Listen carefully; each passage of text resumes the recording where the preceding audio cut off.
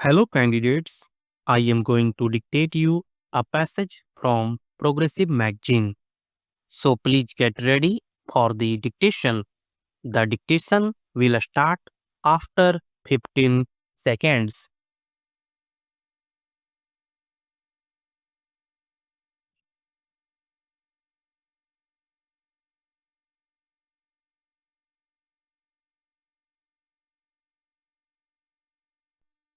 The House will remember that there was some talk at one stage of a Commonwealth citizenship. Now it was difficult to understand what the status of Commonwealth citizenship might be, except that it meant that its members were not completely foreign to one another. That unforeignness remains, but I think it is as well that we left off talking about something vague which could not be surely defined. The other fact also remains, as I have just stated, the fact that we should take the right to ourselves if we so choose to exercise it at any time to enter into treaties or arrangements with Commonwealth countries, assuring us of certain mutual privileges and preferences. I have briefly placed before the House this document. It is a simple document, and yet the House is fully aware that it is a highly important document, or rather, what it contains is of great and historic significance. I went to this conference some weeks ago as the representative of India.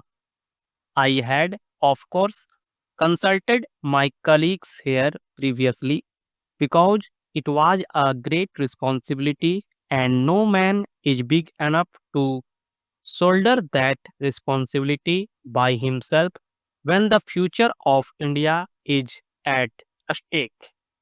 For many months past, we had often consulted one another, consulted great and representative organizations, consulted many members of this house. Nevertheless, when I went, I carried this great responsibility and I felt the burden of it. I had able colleagues to advise me, but I was the sole representative of India, and in a sense, the future of India for the moment was in my keeping. I was alone in that sense, and yet not quite alone, because as I traveled through the air and as I was there at the conference table, the ghosts of many yesterdays of my life surrounded me and brought up picture after picture before me, saints and guardians keeping watch over me, telling me perhaps not to trip and not to forget them.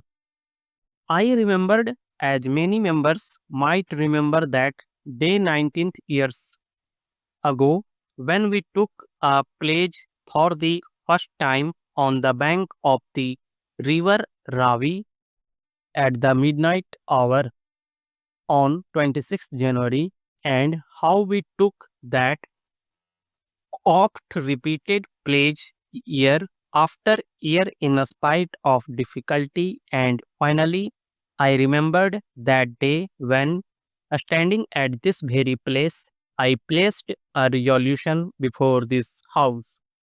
Let us not be led away by considering the situation in terms of events which are no longer here. You will see that the resolution of the Congress that I have read out says that because India becomes a republic, the association of India with the Commonwealth must, of course, change. Further, it says that free association may continue subject only to our complete freedom being assured. Now, that is exactly what has been attempted in this Declaration of London. I ask you or any honorable member to point out in what way the freedom, the independence of India has been limited in the slightest. I do not think it has been. In fact, the greatest stress has been laid not only on the independence of India, but on the independence of each individual nation in the Commonwealth. I am often asked how we can join a Commonwealth in which there is racial discrimination, in which there are other things happening to which we object.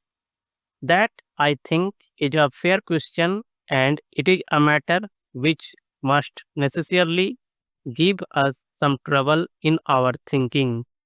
Nevertheless, it is a question which does not really arise.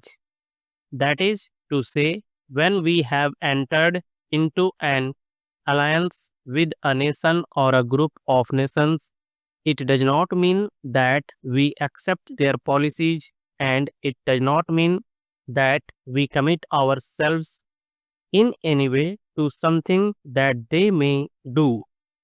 In fact, this House knows that we are carrying on at the present moment a struggle, or our countrymen are carrying on a struggle in regard to racial discrimination in various parts of the world. The House knows that in the few years, one of the major questions before the United Nations at the instance of India has been the question of Indians in South Africa.